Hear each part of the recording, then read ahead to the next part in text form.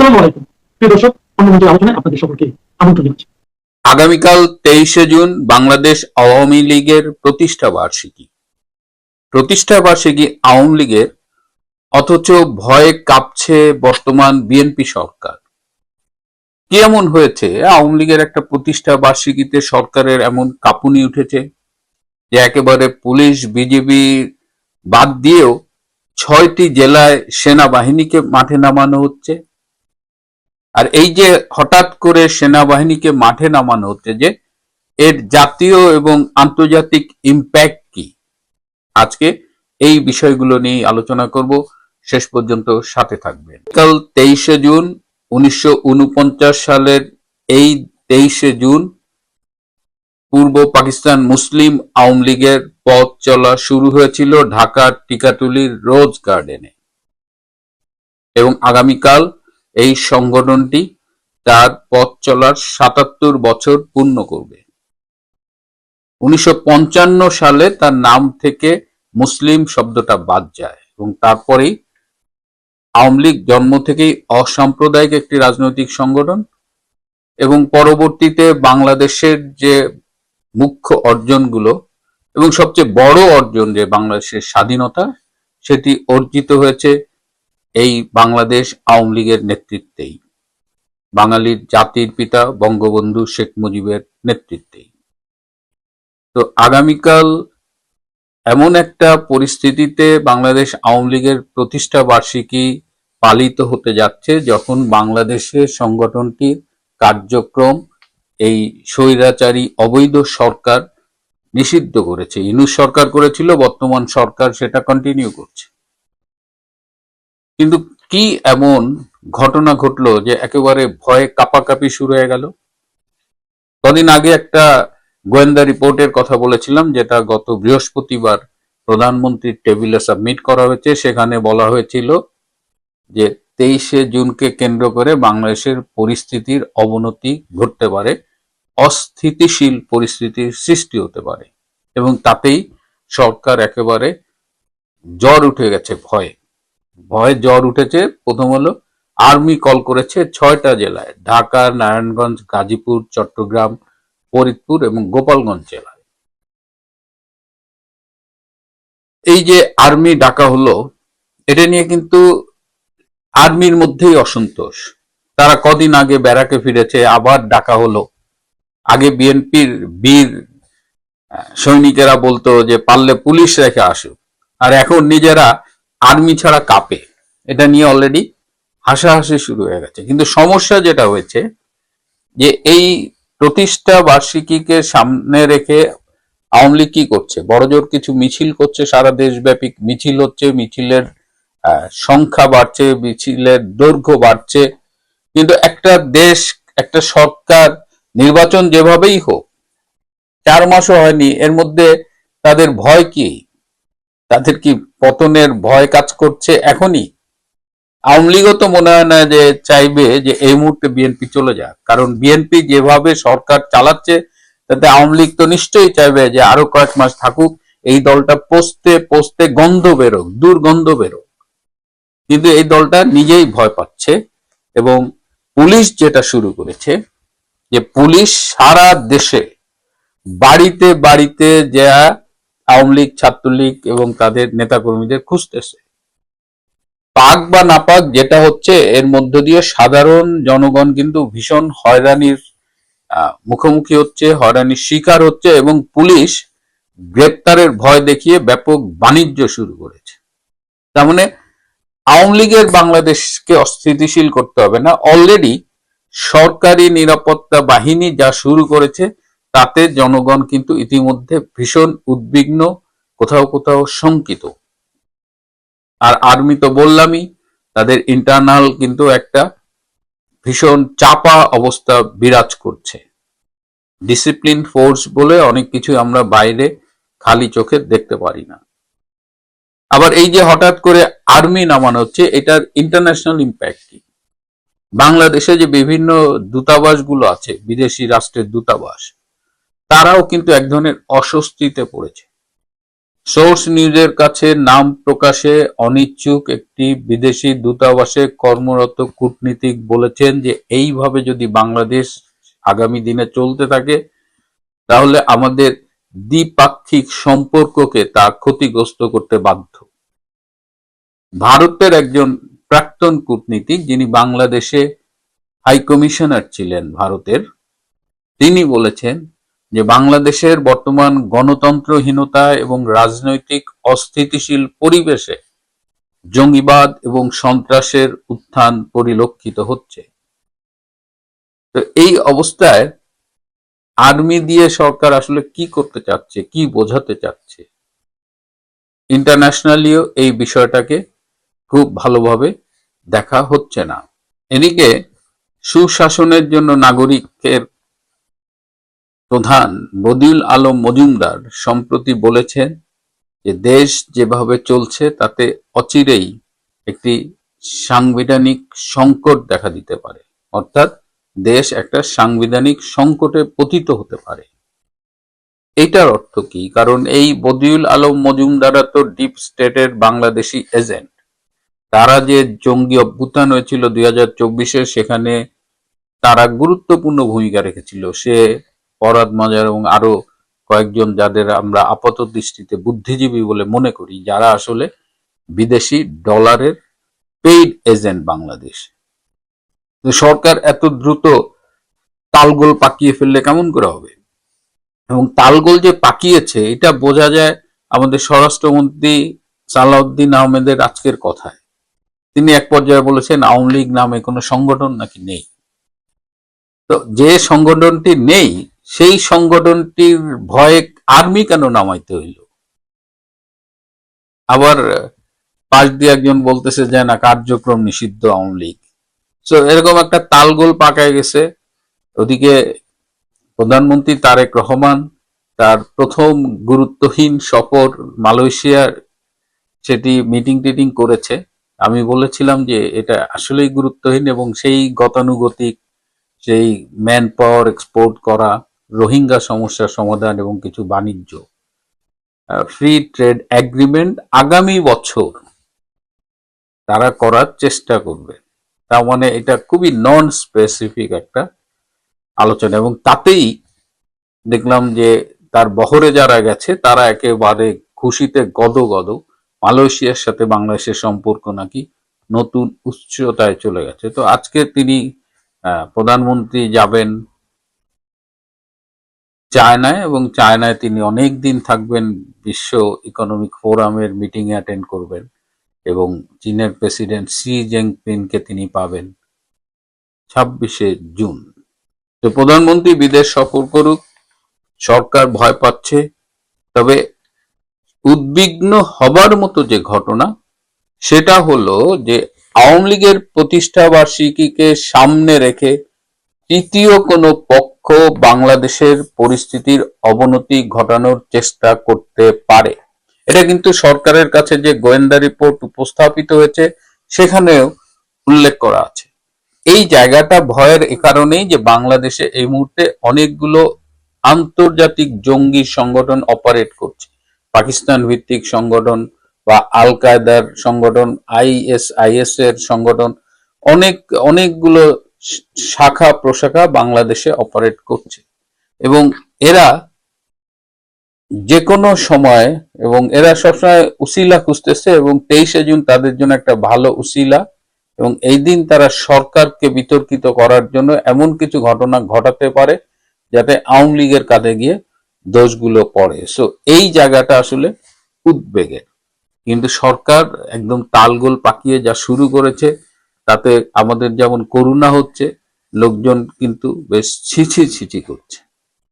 যাই হোক, আমি আপনাদের একটা ছোট্ট ভিডিও ক্লিপ দেখাবো। এই তরুণী সম্ভবত দক্ষিণ অঞ্চলের, কথা শুনে মনে হয় খুলনা যশোর ওই অঞ্চলের হবে। বিএনপি করতেন জন্ম থেকেই। এখন দেখেন আসসালামু আলাইকুম ওয়া রাহমাতুল্লাহি তার ওয়া কি বারাকাতুহু। অবস্থা। প্রধানমন্ত্রী তারেক রহমান প্রথম তার সরকারি সফরে মালয়েশিয়াতে যাচ্ছেন, এটা মোটামুটি নিশ্চিত। মালয়েশিয়াতে কেন যাবেন, কি কারণে যাবেন, সেখানে আমাদের কি কি প্রোটোকল রয়েছে, উই ডোন্ট নো, আমরা এই জিনিসগুলো জানি না। সরকারের পক্ষ থেকে যেগুলো বলা হবে সেটা হলো পারস্পরিক সম্পর্ক উন্নয়ন, ব্যবসা বাণিজ্যের সম্প্রসারণ। তো এই বিষয়গুলো মূলত কথার কথা, কিন্তু বাস্তবতা হলো ক্ষমতায় আসার প্রায় 5 মাস হতে চলল। বিশ্বের কোন পরাক্রমশালী দেশ, ক্ষমতাধর রাষ্ট্র এখনো পর্যন্ত প্রধানমন্ত্রীকে বরণ করে নেওয়া, তাকে দাওয়াত করা বা তাদের সঙ্গে একটা দ্বিপাক্ষিক সম্পর্কের যে জায়গাগুলো সেগুলো তৈরি না হওয়ার কারণে বিএনপির মধ্যে এক ধরনের হীনমন্যতা রয়েছে। 2 নম্বর হলো যে প্রধানমন্ত্রী পদে বসার পরে জনাব তারেক রহমান সাহেব যখন দেশের বাইরে প্রথম যাবেন, সেক্ষেত্রে রাষ্ট্রীয় প্রোটোকল গ্রহণ করা, বিদেশি যারা সরকার প্রধান রয়েছেন, রাষ্ট্রপ্রধান রয়েছেন, তাদের সঙ্গে কথা বলা, ইংরেজিতে কথা বলা, কিংবা ধরুন ইংরেজিতে কথা না বলে, যেমন আপনার রাশিয়াতে যদি আপনি যান কিংবা চীনে যদি আপনি যান, তাহলে সেক্ষেত্রে সেখানে যে কথাবার্তা হয়, বা জাপানে, সেটা হল অনুবাদকের মাধ্যমে। তেমনি সরাসরি কনভারসেশন এটার চাইতে অনুবাদকের মাধ্যমে কথা বলা আরো কঠিন।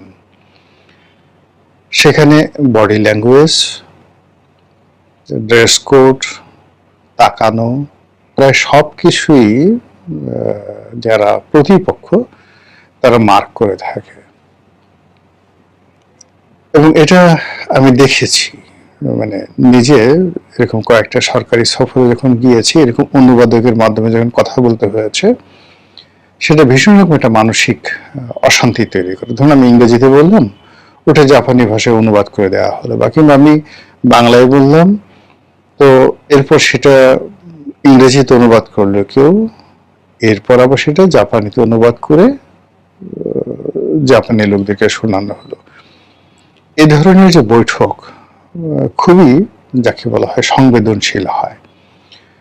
তো সেক্ষেত্রে প্রধানমন্ত্রী চীন সফরে যাচ্ছেন, সেখানে সঙ্গতি কারণে তাকে অনুবাদকের মাধ্যমে চীনের প্রেসিডেন্ট বা প্রধানমন্ত্রী তাদের সঙ্গে কথা বলতে হবে। সেই প্রসঙ্গে পরে আসছে। তো প্রধানমন্ত্রী ভারত অথবা চীন, এই দুটো যে রাষ্ট্র, তার মধ্যে ভারতের পরিবর্তে চীনে যাচ্ছেন, এটা প্রায় নিশ্চিত। আর তার আগে মালয়েশিয়াতে তিনি যাচ্ছেন। এটি একটা স্টার্ট আপ।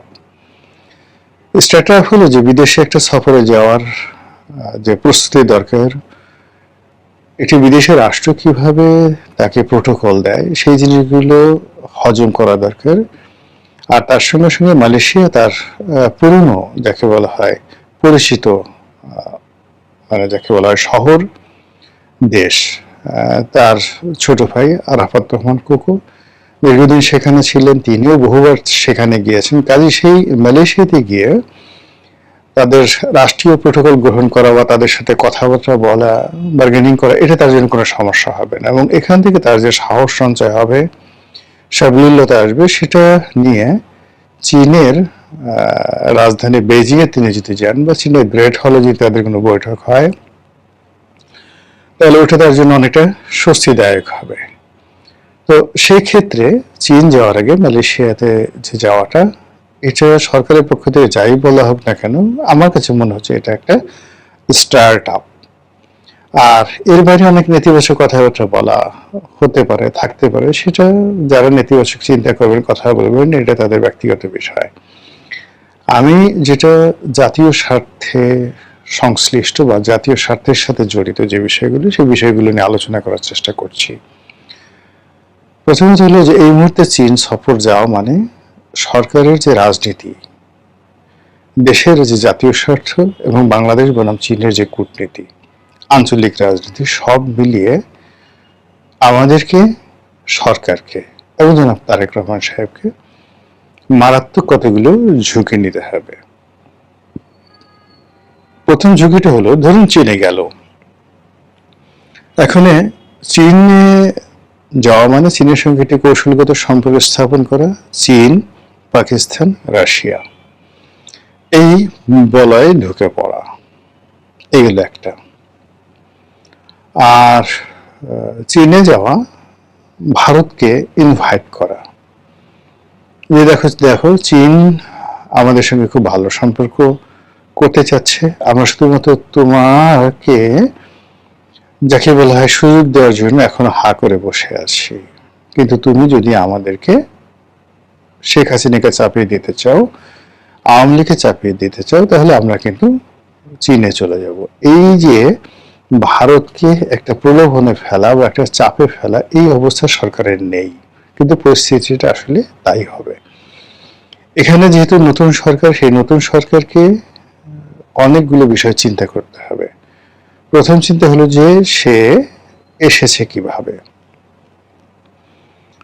যখন একটা মানুষের উত্থান যেভাবে হয়, তার পতনও কিন্তু ঠিক ওইভাবে হয়। এবং যখন যে মানুষ যেখান থেকে যার উত্থান হয়, ঠিক সেই জায়গাটা যদি মানুষ সম্মান না করে ভুলে যায়, তাহলে তার জীবনে এত সব বিপদ এবং বিপত্তি আসে, এটা বলার মতো নয়।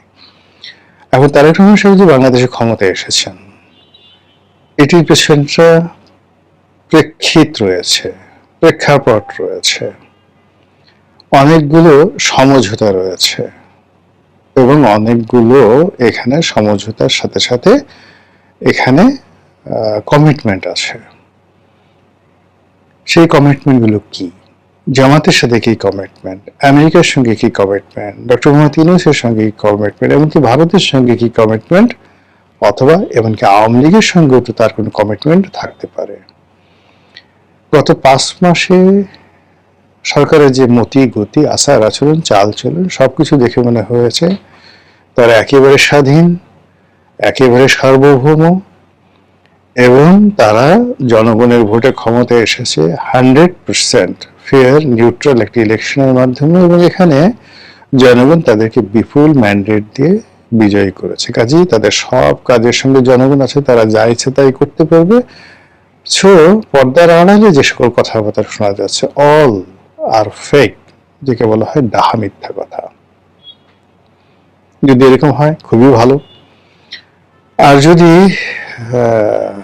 আপনি কারোর সঙ্গে কমিটমেন্ট করে এসেছেন, সমঝোতা করে এসেছেন, প্রতিশ্রুতি দিয়ে এসেছেন, কেউ আপনাকে এনেছে, এনে ওই যে পার্লামেন্টে যে আমাদের ছাত্রলীগের একসময় সভাপতি ছিলেন মনিরুল হক চৌধুরী, দাড়িওয়ালা বড় ভাই, তো তিনি যে বক্তব্য দেন যে যার জন্য সিন্নি খাও যে মোল্লার জন্য, সেই মোল্লা তুমি চিনতে পারলা না। তো এইভাবে আসলে যখনই আপনি কারো ওসিলাতে কোনো কিছু পাবেন এবং সেই ওসিলাটিকে আপনি অস্বীকার করবেন, এটি আপনার জন্য সেই ওসিলা গজব আকারে নেমে আসে। তো সেই ক্ষেত্রে অন্য কারোর সাথে কি হয়েছে বা হয়নি ডাজ নট ম্যাটার, কিন্তু চীনের সঙ্গে বিএনপি যে কোনো সমঝোতা হয়নি। তারেক রহমান সাহেবের ক্ষমতায় আসা, ইলেকশন হওয়া থেকে শুরু করে আজকের দিন পর্যন্ত চীনের পক্ষ থেকে এমন কোনো কিছু নেই যার প্রতি নির্ভর করে তিনি যাদের হাত ধরে এসেছেন, যাদের সঙ্গে সমঝোতা করে এসেছেন, যাদের মাধ্যমে এসেছেন, সেটা বাদ দিয়ে চীনের উপর ঝাঁপিয়ে পড়া যায়। এটা হলো একেবারে প্রথম একটা বিপদ। দ্বিতীয় বিপদ হলো যে চীন থেকে যদি খালি হাতে ফিরে আসেন, যেটি ডক্টর মোহাম্মদ ইউনূস এসেছিলেন, আসার পরে তার পতন হয়েছিল।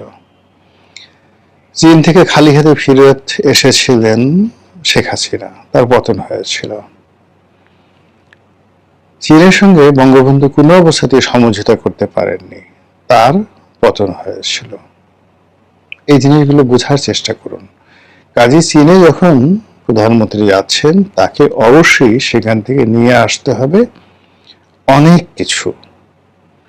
আর চীন এখন তাকে কোনো কিছুই দেবে না যতক্ষণ না পর্যন্ত তার মাথার উপরে মার্কিন যুক্তরাষ্ট্রের খড়গ থাকবে, মার্কিন যুক্তরাষ্ট্রের বাণিজ্য চুক্তি থাকবে, মার্কিন যুক্তরাষ্ট্রের নিষেধাজ্ঞা থাকবে। এই ক্লিয়ার না হওয়া পর্যন্ত কখনো চিন্তাকে গ্রহণ করবে না। জিনিসটা একেবারে এইরকম যে আপনি ইউর কনজারভেটিভ মুসলিম, কনজারভেটিভ মুসলিম একজন সুন্দরী নারীকে আপনি বিয়ে করতে চান, মন প্রাণ দিয়ে আপনি ভালোবাসেন, আপনাকে তার প্রয়োজন, কিন্তু সে অন্যের স্ত্রী, এই জন্য সেখান থেকে আপনার তালাক নিতে হবে। স্ত্রীর যে ইদ্যৎকাল সেটা পূর্ণ হতে হবে, আদারওয়াইজ আপনি কোনো অবস্থাতে তাকে গ্রহণ করবেন না। চীন ঠান্ডা জাতি, মাথা গরম করা জাতি নয়।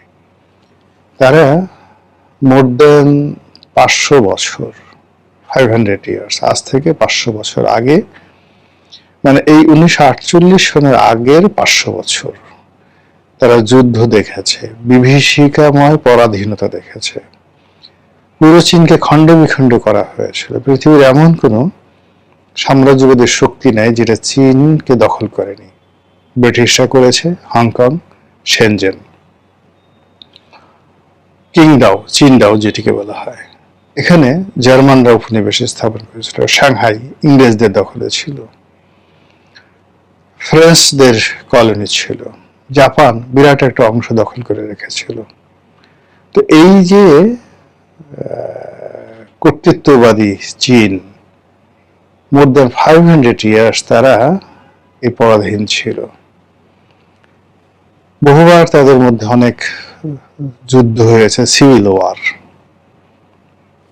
তারপর এমনকি সেই চৈনিক বিপ্লবের পরে এখানে কয়েক দফা, প্রথম বিশ্বযুদ্ধ, দ্বিতীয় বিশ্বযুদ্ধ, এরপরে চীনা বিপ্লব, মাও সেতুং এর নেতৃত্বে, চীনা বিপ্লবের পরে প্রতি বিপ্লব, এরপরে দেং জিয়াওপিং এর নেতৃত্বে অর্থনৈতিক রেভলিউশন, ফাইন্যান্সিয়াল রেভলিউশন, এই পুরো জিনিস তারা দেখেছে, অনুভব করেছে, বুঝেছে। এবং চীন আপনি যদি যান দেখবেন প্রতি 6 মাস অন্তর অন্তর আপনি যান বা 3 মাস অন্তর অন্তর যান, যে শহরই যান না কেন আপনি কিছু পরিবর্তন দেখতে পাবেন। তারা শুধু উন্নতি লাভ করছে। তো কাজী সেই চীনের সঙ্গে কোনো হাঙ্কি পাঙ্কি চলবে না। 100% আপনাকে সৎ এবং অনেস্ট হতে হবে। চীন এখানে তাদের ঘাঁটি করতে চাচ্ছে। ভারতকে তারা এই বাংলাদেশের ভূমি ব্যবহার করে তারা ভারতকে ব্যস্ত রাখতে চাচ্ছে। চীন সাধারণত কোথাও সামরিক উপস্থিতি তারা এখনো পর্যন্ত যাচ্ছে না, কিন্তু বাংলাদেশে তারা তাদের সামরিক বাহিনীর উপস্থিতি কনফার্ম করতে চাচ্ছে। তারা ভারতের 7 সিস্টারকে হুমকি দিতে চাচ্ছে, ভারতকে ভয় দেখাতে চাচ্ছে। বিনিময়ে বাংলাদেশের যা যা দরকার অবকাঠামোগতভাবে করবে, কিন্তু মাগনা নয়। চীন এরকম একটা জাতি যে জাতি আপনাকে ঋণ দেবে এবং সেই ঋণের বিনিময়ে আপনার সবকিছু ছিনিয়ে নেবে। শ্রীলঙ্কার মতো একটি দেশের একটা বন্দর নির্মাণ করার জন্য চীন অর্থ দিয়েছিল, শ্রীলঙ্কা সেটা দিতে পারেনি, সেই বন্দরটা তারা পুরোটা নিয়ে নিয়েছে, অ্যাবসলিউটলি নিয়ে নিয়েছে বন্দরটা। তো বাংলাদেশে যে চীনের অর্থ, চীনের সঙ্গে যে কোনো টাকা আনতে গেলে টঞ্চ অফ মানি আপনি পাবেন, কিন্তু তার বিনিময়ে আপনাকে দিতে হবে এবং সেটাকে বন্ধক দিতে হবে। আগে যেভাবে বেনিয়ারা বা স্বর্ণকাররা স্বর্ণ রেখে আপনাকে সুদে টাকা দিতেন, চীন তদ্রূপ। আপনাকে অবশ্যই চীনের অর্থ দিয়ে কাজ করতে হলে সেই অর্থ ফেরত দিতে হবে এবং তার গ্যারান্টি স্বরূপ আপনাকে অনেক কিছু সেখানে জিম্মা রাখতে হবে। তিস্তা ব্যারেজ বলেন, পদ্মা ব্যারেজ বলেন, পদ্মা সেতু বলেন, আমাদের যে সকল মূল্যবান অবকাঠামো আছে সেগুলো চীনের কাছে দিয়ে তারপর আপনি টাকা পেতে পাবেন। আর চীনের সঙ্গে আপনি যখন এই সম্পর্কটা করবেন, আপনার অবস্থা হবে পাকিস্তানের মতো, আপনার অবস্থা হবে শ্রীলঙ্কার মতো, আপনার অবস্থা হবে মালদ্বীপের মতো। কিন্তু পাকিস্তান যেটি পেরেছে তাদের সামরিক বাহিনীর কারণে আমেরিকার সঙ্গে যুগবৎ সম্পর্ক রক্ষা করতে পেরেছে, কিন্তু আপনি বা আমরা এই পর্যায়ে এখনো পৌঁছিনি। এরপরে যে সমস্যাটা হবে সেটা হলো চীনের সঙ্গে যদি আপনি এই কাজটি করতে পারেন, তাহলে শুধুমাত্র মালদ্বীপ যেভাবে বা নেপাল, শ্রীলঙ্কা যেভাবে চীনের সঙ্গে বা মায়ানমার যেভাবে চীনের সঙ্গে বন্ধুত্ব করেছে, আপনার মডেলটা হবে ওইরকমই একটা মডেল। আর তখন পুরো রোহিঙ্গা সমস্যাটা আপনার ঘাড়ের উপর চলে আসবে। আমেরিকা এদেরকে অস্ত্র দেবে দেশের মধ্যে, মানে আপনি আমেরিকা যদি আপনার উপর চড়াও হয় তাহলে ভারত সরাসরি এখানে আক্রমণ করে বসতে পারে এবং এখানে ভারত তখন আর কোনো চোখ বুজে থাকবে না। সে এখানে চীনের উপস্থিত ভারতের সমস্ত ধৈর্যের বাঁধ ভেঙে যাবে। আজ সীমান্তে যে ঘটনাগুলো ঘটছে, পাহাড়ে যে ঘটনাগুলো ঘটছে, সমুদ্রে যে ঘটনাগুলো ঘটছে, দিল্লিতে, কলকাতাতে, আগরতলাতে যে ঘটনাগুলো ঘটছে, সেগুলো কোনোটাই আমাদের ফেভার নয়। আর এই বিষয়গুলো মোকাবেলা করার জন্য আমাদের আসলে এই মুহূর্তে কিছুই নেই। আমাদের সেনাবাহিনী অনেক বড় সেনাবাহিনী, সব ঠিক আছে, কিন্তু আর্মস অ্যামুনেশন বা ইরানের মতো আমরা মানে 24 ঘন্টা যুদ্ধ করবো ভারতের সঙ্গে, এমনকি মায়ানমারের সঙ্গে সক্ষমতা আছে বলে আমার কাছে মনে হচ্ছে না। এই আধুনিকায়ন আমরা কখনো করিনি। আমরা শুধুমাত্র মানে তাদেরকে পোশাক দিয়েছি, বিলাসিতা দিয়েছি, তাদের যাতে মানে পেট স্ফীত হয়, মোটা তাজা হয় পেট, নিতম্ব পাছা, এইগুলো যাতে যথেষ্ট চর্বি জমে, মাংস জমে, সেই জিনিসগুলো আমরা করেছি। দামি বাড়ি গাড়ি সবকিছু, তারা যেন স্টাইল করে কথা বলে, ইংরেজিতে ফুটফাট করে, এরকম। কিন্তু সত্যিকার অর্থে আপনি উত্তর কোরিয়ার একজন সৈনিককে দেখেন, এমনকি চীনের একটা সৈনিককে দেখেন, চুল থেকে পায়ের নখ পর্যন্ত একেবারে তারা যেদিন থেকে সৈনিক হিসেবে যোগদান করে বা জেন্টলম্যান ক্যাডেট হিসেবে তারা যেদিন কমিশন প্রাপ্ত হয়, সেদিন তাদের যে চেহারা স্রোত থাকে, যেদিন রিটায়ার্ড করে তাদের ঠিক একই চেহারা স্রোত থাকে। আমাদের দেশে চমৎকারভাবে ভাটিয়ারিতে বাংলাদেশ মিলিটারি একাডেমিতে ট্রেনিং দেওয়া হয়, ওই পর্যন্তই। ট্রেনিং এর পরে ধীরে ধীরে ধীরে ধীরে তাদের ভাবসাব বাড়তে থাকে, পেট মোটা হয়, মানে কি যে অবস্থা, বিশ্রী, মানে এটা দেখার মতো নয়। তো সেই দিক থেকে আমরা এই মুহূর্তে কারোর সাথে যুদ্ধ করার জন্য না, যেটা আমাদের সেনাপ্রধান বলেছেন, আমরা আসলে যুদ্ধ করি না, মানে যুদ্ধ যাতে না করতে হয় এই জন্য আমরা তাদেরকে ভয় দেখাই বা আমরা ওইরকম একটা কাজ করি, এরকম নানা কথাবার্তা তিনি বলছেন এবং সেটা নিয়ে প্রচুর ট্রল হয়েছে। তো সেক্ষেত্রে চীন থেকে যদি আপনি খালি হাতে আসেন, আপনার রাজনীতি শেষ। চীন থেকে যদি আপনি চীনের কমিটমেন্ট নিয়ে আসেন, আপনাকে আমেরিকা এবং ভারতের যাকে বলা হয় সেই পরিপূর্ণভাবে তাদের যাকে বলা হয় সেই আগ্রাসন, আক্রমণ, তৎপরতা, অপতৎপরতা, চক্রান্ত সবকিছু আপনাকে মোকাবেলা করতে হবে। আর আওয়ামী লীগের মতো একটা বৃহৎ রাজনৈতিক দল, তাদের যারা নেতাকর্মী আছে, সবাইকে নিয়ে মূলত ওত পেতে বসে আছে যে আপনি এই ভুলগুলো করবেন আর এরকম একটা পরিস্থিতিতে পড়বেন, আর অমনি আপনার ত্রুটি তারা চেপে ধরবে। দেশ কোথায় যে সফলতা পাবে, দেশের পরিস্থিতি কি হবে, এটা আমরা এখনো পর্যন্ত বলতে পারছি না। অর্থনীতি, কর ব্যবস্থাপনা, আইন শৃঙ্খলা, আমলাতন্ত্র, সুশাসন, ন্যায় বিচার, সাংবাদিকতা থেকে শুরু করে এই অন্তত পক্ষে 20 থেকে 30টি যে স্কোর রয়েছে, সেই স্কোরের একটিও সরকারের পক্ষে নয়, রাষ্ট্রের পক্ষে নয়, জাতির পক্ষে নয়। সব জায়গাতে শুধুমাত্র খারাপ সংবাদ আসছে। আর সেই খারাপ সংবাদের মধ্যে আমাদের সেই প্রধানমন্ত্রী, তিনি একটা স্টার্ট আপ সফরের মাধ্যমে দ্বিতীয় ধাপে তিনি চলে যাচ্ছেন চীন দেশে।